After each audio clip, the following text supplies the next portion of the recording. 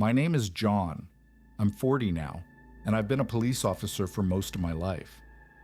This happened back in 2005 during a routine night patrol in one of the rougher neighborhoods in my district. For several nights in a row, we kept getting the same kind of call. Residents complaining about a horrible smell coming from the nearby woods.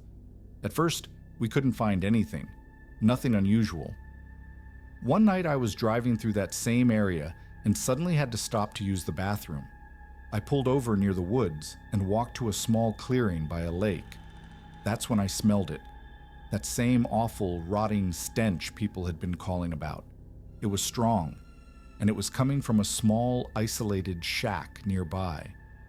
I approached the building, flashlight in hand, and opened the door. What I saw made my stomach turn.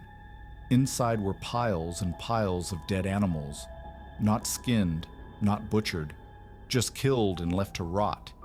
It wasn't for food. It wasn't for any ritual. Someone had done this purely out of hatred, purely for pleasure. I called it in immediately.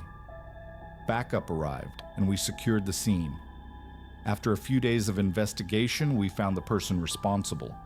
He lived nearby, and when questioned, he admitted everything. He said he hated animals and wanted to fill that house with as many dead bodies as possible. That case never made headlines, but I'll never forget it.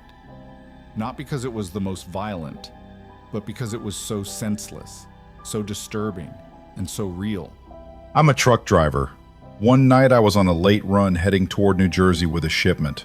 I stopped at a gas station to refuel, and while I was checking on a mechanical issue with the truck, a man came up and offered to help. Surprisingly, he fixed it. I still don't know how. As a thank you, I agreed to give him a ride when he asked for one. I asked where he was headed, and he simply said, "Wherever you're going." That felt off, but I didn't question it. As we drove, he started asking strange personal questions, especially about my family. Then he leaned in and said, "You should go to your family, right now." I told him I'd go after finishing the delivery, but he insisted, "No, go now." A few minutes later, I heard banging sounds coming from the back of the truck. I pulled over and got out to check, but when I came back, the man was gone.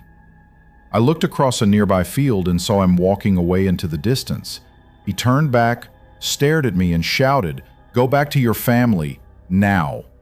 Then he disappeared into the woods. I was spooked, but something told me to listen. I turned the truck around and drove straight home. When I got there, I saw flashing lights, neighbors, firefighters, and my house in smoke. A fire had broken out.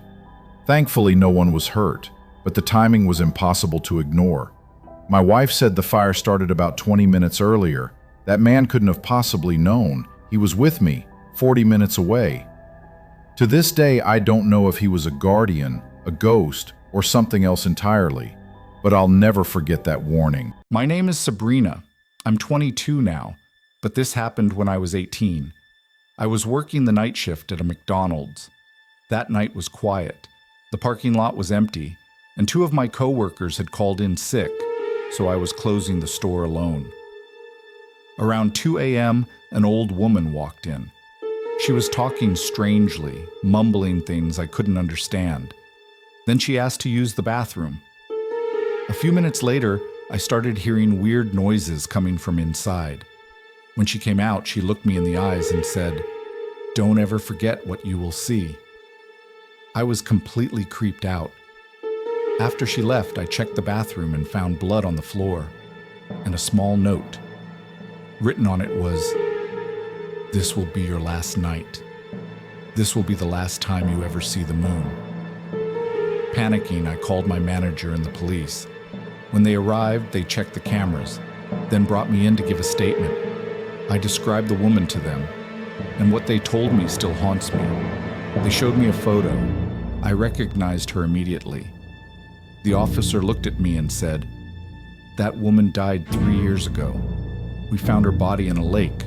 No known cause of death." What's worse, multiple people have reported seeing her under similar circumstances. Same description, same eerie warning. To this day, I don't know if it was really her or something else.